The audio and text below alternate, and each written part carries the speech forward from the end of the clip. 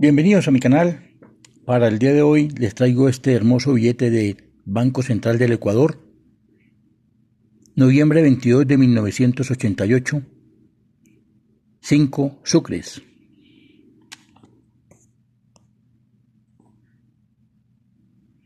Precioso billete, tiene una bonita textura.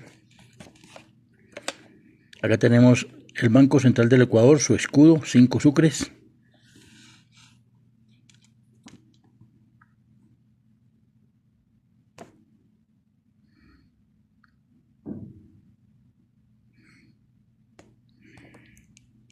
Thomas de la Rue Company, London Limited. Miren esa preciosura, ese cóndor, los colores.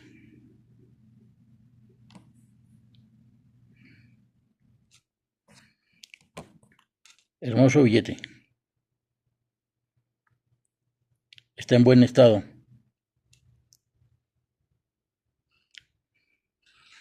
Este billete en este estado puede estar por alrededor de 12.000 pesos. Bueno, vamos a hablar acerca de este caballero. Antonio José de Sucre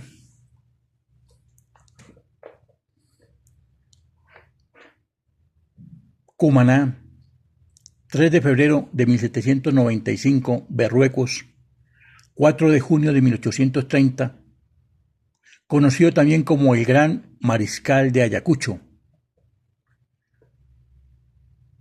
Antonio José Francisco de Sucre y Alcalá fue un político, diplomático, libertador, estratega y militar venezolano, prócer de la independencia de América del Sur, amigo cercano y asociado de Simón Bolívar. Fue líder fundamental en la liberación de lo que hoy son Ecuador y Perú, además de haber sido pieza clave en el nacimiento de Bolivia como nación.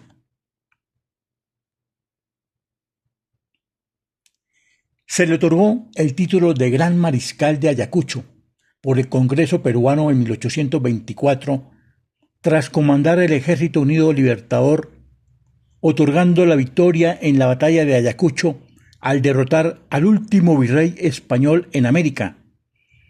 En el año de 1821 realizó actividades diplomáticas que permitieron la conformación del Ejército Libertador del Sur de Colombia, al cual Simón Bolívar le dio la responsabilidad de comandar, recibiendo el título de general en jefe, labor que realizó venciendo con ayuda del ejército de la provincia libre de Guayaquil al ejército realista en la batalla de Pichincha, donde obtuvo el grado de general. Se le dio el nombre de Sucre a la capital de Bolivia en su honor. Antonio José Francisco de Sucre y Alcalá nació el 3 de febrero de 1795 en Cumaná, Capitanía General de Venezuela en ese entonces, de una familia cuyos ascendientes eran originarios de Bélgica y España. Fue hijo de Vicente de Sucre Pardo y García de Urbaneja, militar y político español, y María Manuela Alcalá y Sánchez. Perdió a su padre y a su madre a los 7 años de edad. Aún adolescente, fue enviado a Caracas al cuidado de su padrino, el arcediano de la catedral presbítero Antonio Patricio de Alcalá, para iniciar estudios de ingeniería militar en la escuela de José Mírez en 1809 con su hermano Pedro. Francisco de Paula Avendaño y otros jóvenes integró como cadete la compañía de húsares nobles de Fernando VII en Cumaná, unidad organizada por Juan Manuel Cajigal y Maxsuit, gobernador de la provincia de Nueva Andalucía. Esta es una biografía de este personaje. En 1810, la Junta de Gobierno de Cumaná le confiere el empleo de subteniente de milicias regladas de infantería. Este grado fue ratificado por la Junta Suprema de Caracas el 6 de agosto de ese mismo año. En 1811 desempeña en Margarita el cargo de comandante de ingenieros. El 31 de julio de ese año recibió el despacho de teniente. En 1812 se halla en Barcelona en calidad de comandante de la artillería. Allí, el 3 de julio del citado año, junto con otros ciudadanos nobles, firmó el acta de la Junta de Guerra que se reunió aquel día para resolver la contundente a la seguridad de la República, a raíz de los acontecimientos en Caracas, ofensiva de Domingo de Monteverde y la ocupación de Cúpira por un grupo de partidarios de Fernando VII. Tras la capitulación del general Francisco de Miranda, Sucre, amnistiado por Monteverde, regresó a Cumaná, donde el nuevo gobernador realista, Emeterio Ureña, le extendió pasaporte para que se trasladase a Trinidad, pero no consta que hiciera uso de dicho documento. En el año 1813, bajo las órdenes del general Santiago Mariño, integra el grupo de republicanos conocido como los Libertadores de Oriente y participa en las operaciones para la liberación de aquella parte de Venezuela. Como edecán del general Mariño, en 1814, asiste a la conjunción de las fuerzas de Oriente con las de Occidente en los valles de Aragua. Ese año, su hermano Pedro fue fusilado en la victoria por los realistas y víctimas de José Tomás Boves. Muere en Cumaná sus hermanos Vicente y Magdalena. No menos de 14 parientes inmediatos perecerán en la Guerra de Independencia. En 1815, tras combatir bajo las órdenes del general José Francisco Bermúdez en Maturín, pasa a Margarita y escapado del general. Vea que escapó del general Pablo Morillo. Ese Pablo Morillo, en las historias en cuanto a las batallas que se presentaron por los lados de Cartagena, ese señor era malísimo, peligrosísimo. Ese era sanguinario. Sigue a las Antillas y Cartagena. En esta plaza, Colino de Pombo, de jefe inmediato, dirige los trabajos de fortificación para la defensa de la ciudad contra el asedio realista de Pablo Morillo. En diciembre está en Haití. Cuando regresaba después a Venezuela, naufraga en el Golfo de Paria. En 1816, Mariño lo nombra jefe de su Estado Mayor y lo asciende a coronel. Este mismo jefe lo designa en 1817 comandante de la provincia de Cumaná. Ese año, después del Congreso de Cariaco, el 8 de mayo, desconoce la actuación de dicho cuerpo colegiado y la autoridad de Mariño y se traslada a Guayana, donde se pone bajo las órdenes de Simón Bolívar.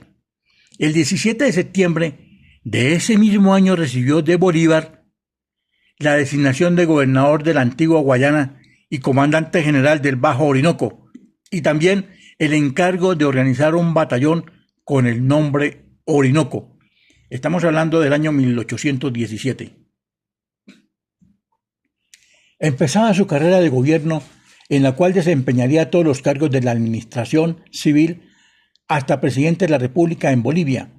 El 7 de octubre de 1817 recibió el nombramiento de jefe de Estado Mayor de la División de la provincia de Cumaná, bajo las órdenes del general Bermúdez. Nombrado comandante de la citada gran unidad, estos nombramientos tenían, además, la finalidad de reducir la disidencia que reinaba en Cumaná.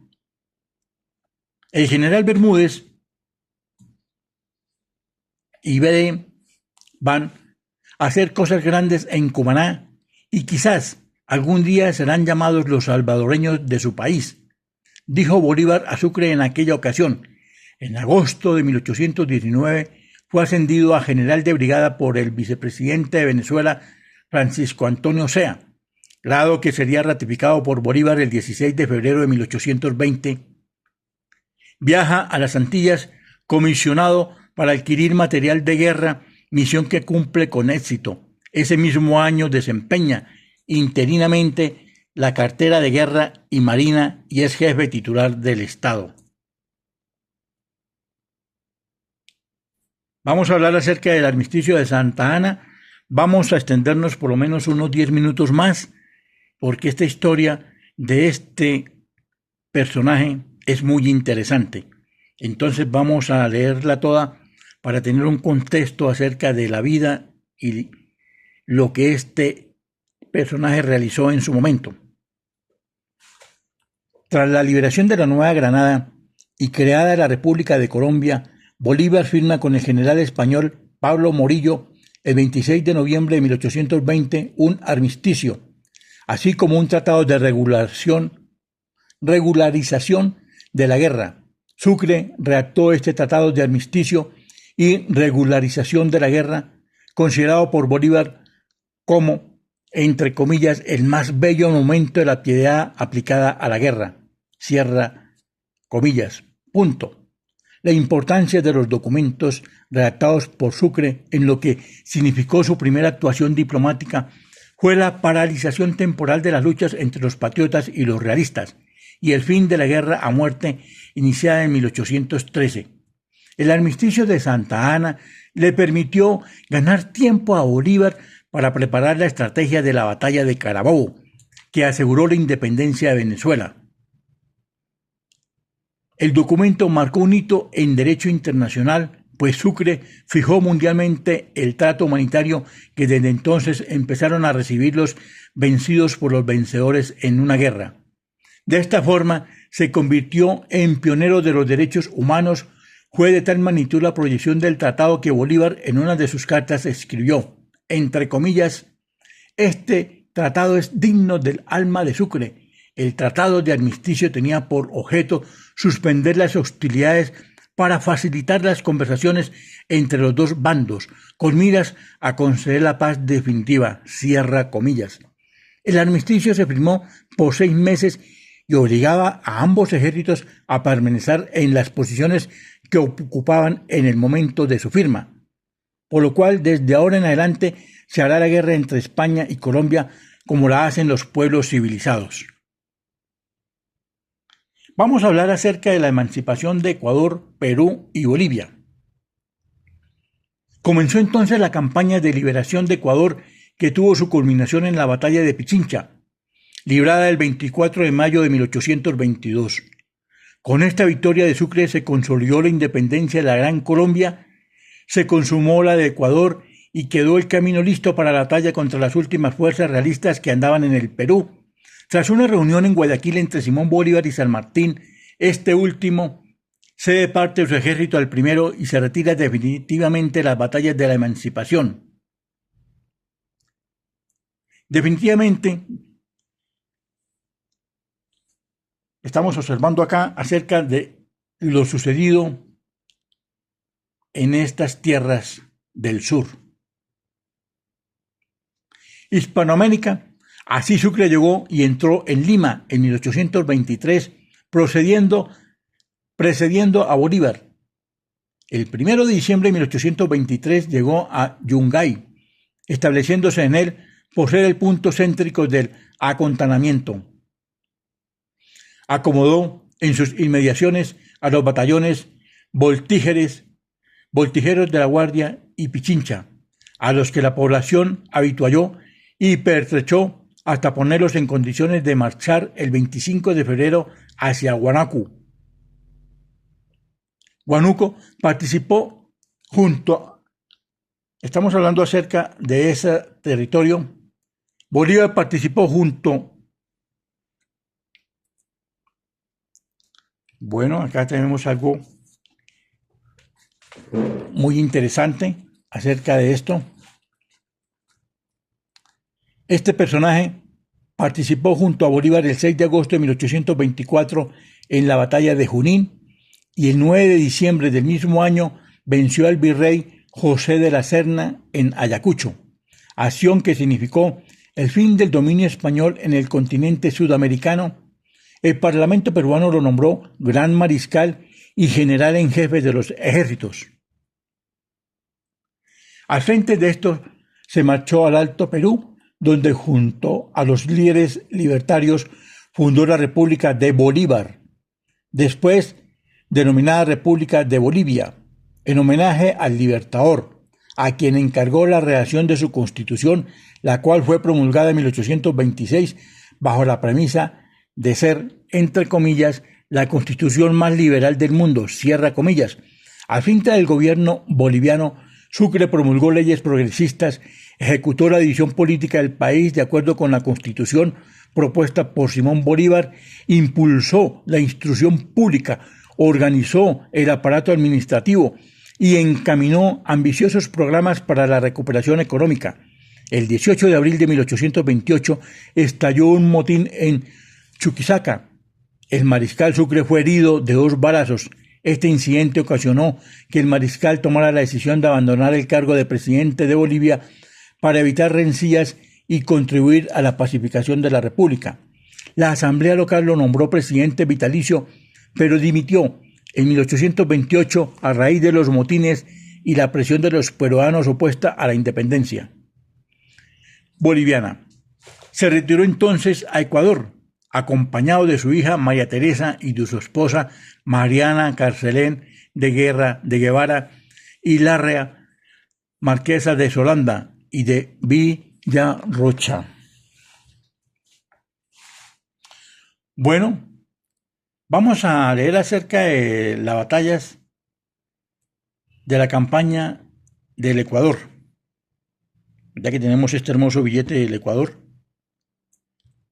El 11 de enero de 1821, en Bogotá, Sucre fue nombrado por Bolívar comandante del Ejército del Sur, en reemplazo del general Juan Manuel Valdés. Era la fuerza que desde 1820 operaban en Popayán y Pasto. Sucre no recibió el cargo porque las razones de índole estratégica y política hicieron que Bolívar anulase tal designación y le diese comisión para marchar a Guayaquil, donde reemplazaría al general José Mírez y asumiría la misión que se le había encomendado, la de hacer que dicha provincia se incorporase a la República de la Gran Colombia y tomar el mando de las tropas que hubiese en Guayaquil, como pasos previos para la liberación de Quito, que era el propósito principal de las operaciones que se ejecutasen.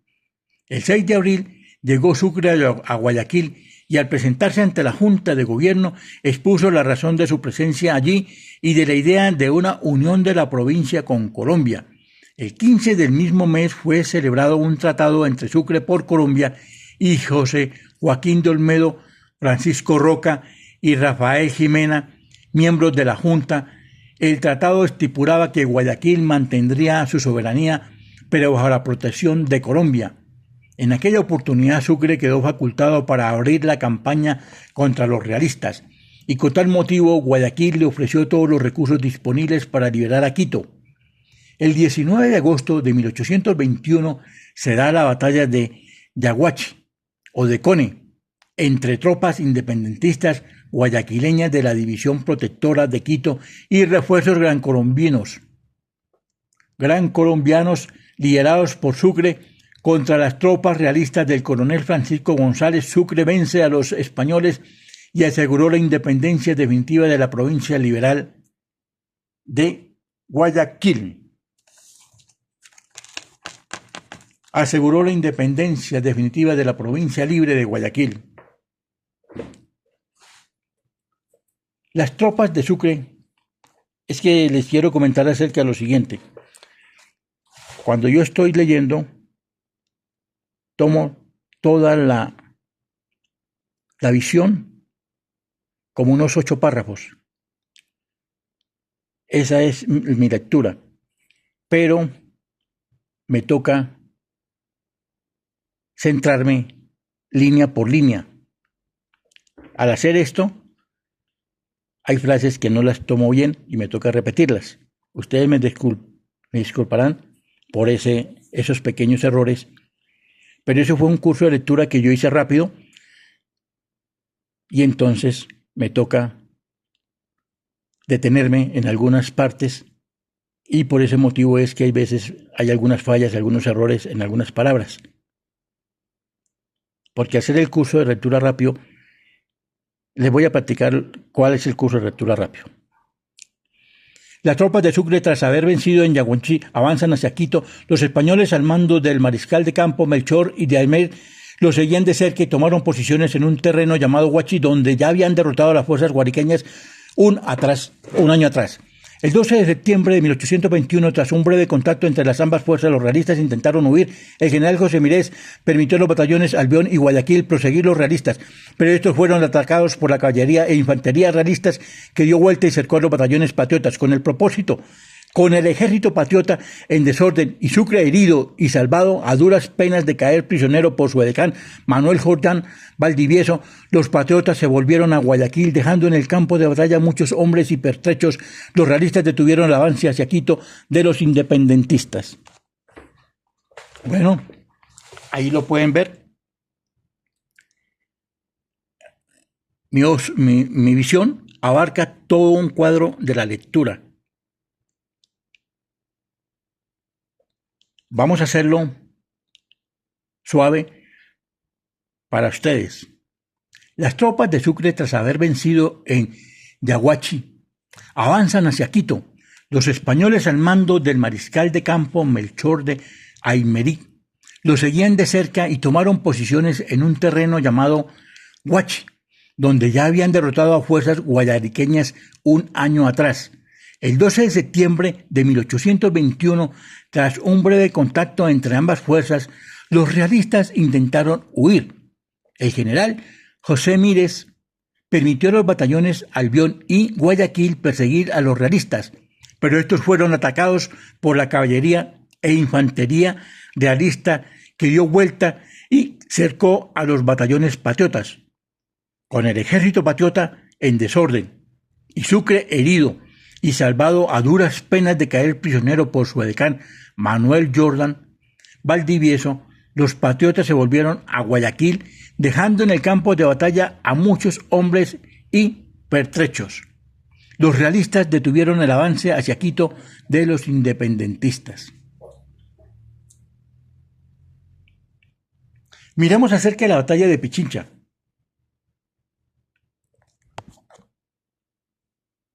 La batalla del Pichincha ocurrió el 24 de mayo de 1822 en las faldas del volcán Pichincha, a más de 3.000 metros sobre el nivel del mar, arriba de la ciudad de Quito, en el Ecuador actual. El encuentro, que ocurrió en el contexto de las guerras de independencia hispanoamericana, enfrentó al ejército independentista bajo el mando del general venezolano Antonio José de Sucre y el realista comandado por el mariscal de campo Melchor de Aymerí. La derrota de las fuerzas realistas, leales a España, condujo a la liberación de Quito y aseguró la independencia de las provincias que pertenecían a la Real Audiencia de Quito, también conocida como la Presidencia de Quito, la jurisdicción administrativa colonial española de la que finalmente emergió la República del Ecuador. Al amanecer, sin que Sucre lo supiera, los centinelas apostados cerca de Quito avistaron a los patriotas, a las tropas independentistas, ascendiendo por las laderas del Pichincha. Aymerí, entonces consciente de la intención de Sucre de flanquearlo mediante el ascenso al volcán, ordenó a su ejército de 1.894 hombres subir por la montaña lo más pronto posible para ponerse ahí a Sucre. Miren esta belleza, miren esa batalla. Increíble. Miren lo que es ver al fondo que en el volcán va un ejército y tener que ir para enfrentarse. Al haberse encontrado en un campo de batalla tan improbable, los dos comandantes no tuvieron otra opción más que enviar gradualmente sus tropas a la batalla. Existió un poco espacio para maniobrar en las empinadas laderas del Pichincha, entre profundos barrancos y densos matorrales. Los hombres del Paya, tras recuperarse de la conmoción inicial, se reposicionaron bajo el fuego enemigo, siendo reforzados con la llegada del batallón peruano Trujillo. Sucre, que solo esperaba que los españoles estuviesen más cansados que sus propias tropas, envió al batallón Yaguachi, conformado por ecuatorianos. El batallón Alto Magdalena trató de hacer un movimiento de flanqueo, pero sin éxito, pues el terreno no se los permitió. Pronto, los batallones Paya, Trujillo y Yaguachi sufrieron muchas bajas y con pocas municiones comenzaron a replegarse. Para entonces el destino de la batalla para los patriotas parecía depender del Albión, que transportaba las municiones tan necesarias. Sin embargo, se desconocía su paradero. A medida que pasaba el tiempo, los realistas parecían ganar el control de la batalla. El otro batallón peruano, Piura, fue obligado a retroceder.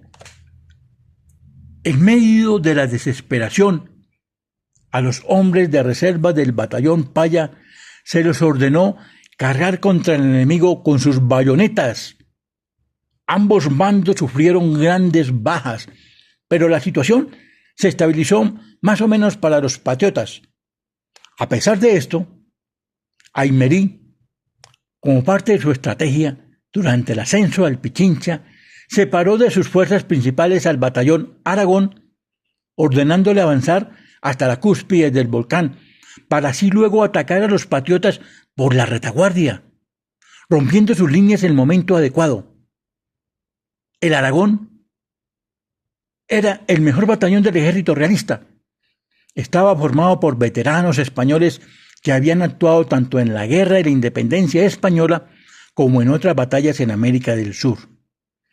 Y en ese momento estaba más arriba de los patriotas y listos para atacar. Afortunadamente para los patriotas, cuando el Aragón iba a cargar sobre la decaída línea patriota, el Albión les detuvo en seco al entrar en la batalla de forma imprevista. Así, el Albión consiguió avanzar a una posición más alta que la de los españoles. Pronto se unió a la batalla el Magdalena, y el Aragón, tras sufrir fuertes bajas, se deshizo. Entonces, el Magdalena avanzó hasta la línea patriota para reemplazar al Paya y cargó contra las líneas realistas, que acabó por romperse. Las consecuencias de la batalla fueron bastante significativas. El 25 de mayo de 1822, Sucre entró con su ejército en la ciudad de Quito, donde aceptó la rendición de todas las tropas españolas establecidas en el territorio que el gobierno de Colombia llamaba Departamento de Quito, al considerarlo como parte integral de la República de Colombia desde su creación el 17 de diciembre de 1819. Cuando Sucre recapturó Cuenca, el 21 de febrero obtuvo de su consejo local un decreto en el cual se proclamaba la integración de su ciudad y provincia a la República de Colombia. Entonces, con la rendición de Quito, que a su vez puso fin a la resistencia realista en la provincia norteña de Pasto, Bolívar pudo entrar en la ciudad, cosa que finalmente hizo el 16 de junio de 1822. Entre el entusiasmo general de la población, la antigua provincia de Quito se incorporó a la República de Colombia. Por su parte, Guayaquil, que aún no había decidido su futuro con la presencia tanto de Bolívar como del victorioso ejército gran colombiano en su territorio, proclamó la incorporación de Guayaquil a la Gran Colombia el 13 de julio de 1822. Miren esta parte. Miren esta parte. Miren lo que les voy a leer. Por su parte, Guayaquil, que aún no había decidido su futuro, con la presencia tanto de Bolívar como del victorioso ejército gran colombiano en su territorio, proclamó la incorporación de Guayaquil a la Gran Colombia el 13 de julio de 1822. Interpretando esto, se envió un ejército gran colombiano compuesto al Ecuador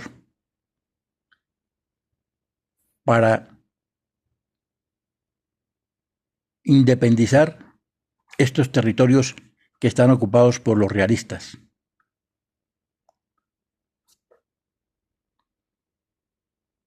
Deberían de pensar más bien los ecuatorianos acerca del gran, en ese momento, las grandes decisiones que se tomaron para liberarlos. y sean más consecuentes con nosotros los colombianos. Acuérdense lo que pasó hace unos años, cuando ese presidente nos miraba y quería comernos.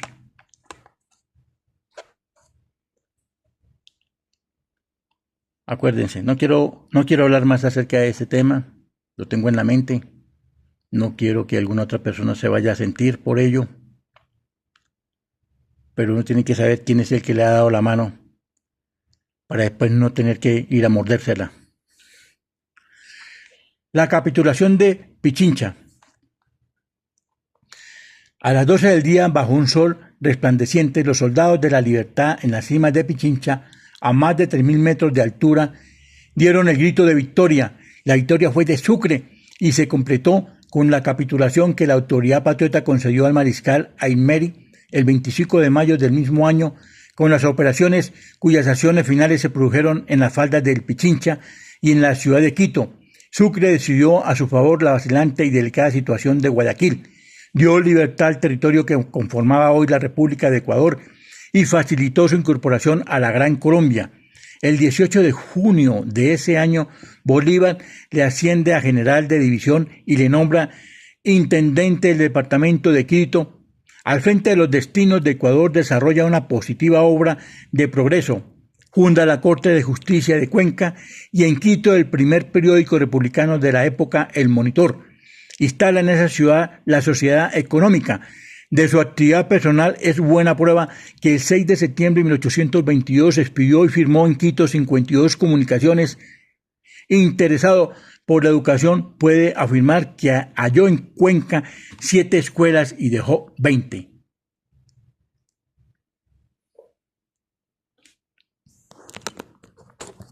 Aquí les quiero el momento de la firma.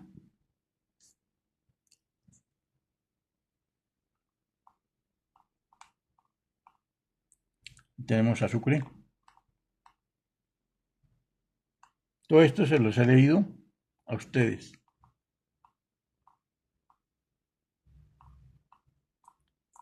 Ahí se los dejo bien para que el que sé leerlo con cuidado lo pueda hacer.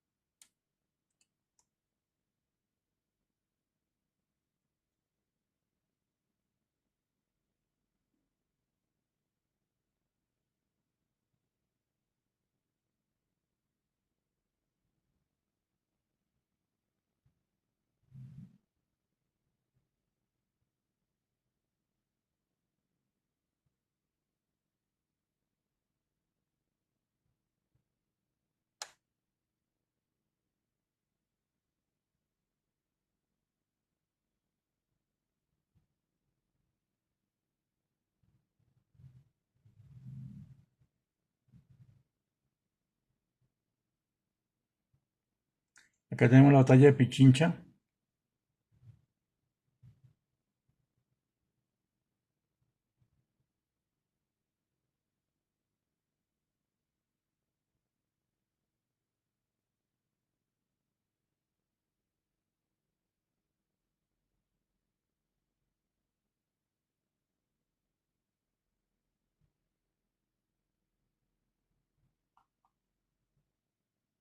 La capitulación.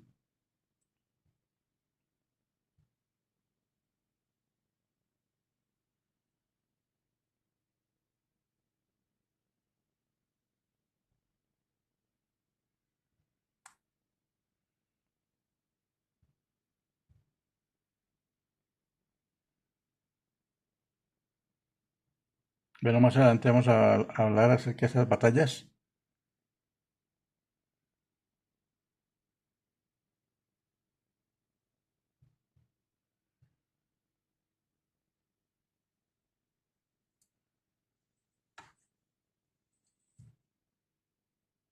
Mire, para esa batalla el Ejército Libertador contaba con 6.000 gran colombianos y 4.000 peruanos que tenían rumbo hacia el sur del continente.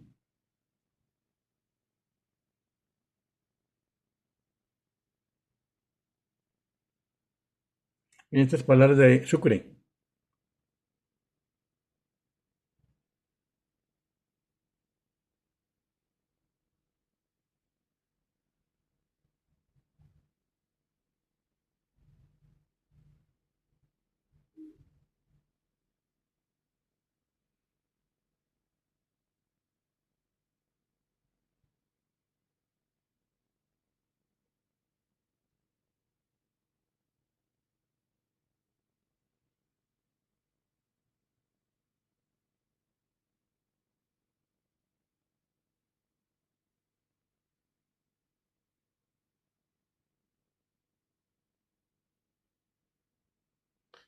miren lo importante que es conocer muy bien al enemigo de lo que pasó ahí. Ya el virrey no tiene 12.000 soldados como tenía antes, sino apenas 8.000, que luchan contra ahora, mire, que luchan ahora contra los otros cuatro, vea, ¿sí? Llegó la hora. Diálogo de Bolívar con Sucre antes de la batalla. Bueno, los dejo ahí. Después vamos a leer acerca de todas estas batallas. Que el Señor Jesús les bendiga. Todo esto lo puede encontrar usted en Wikipedia.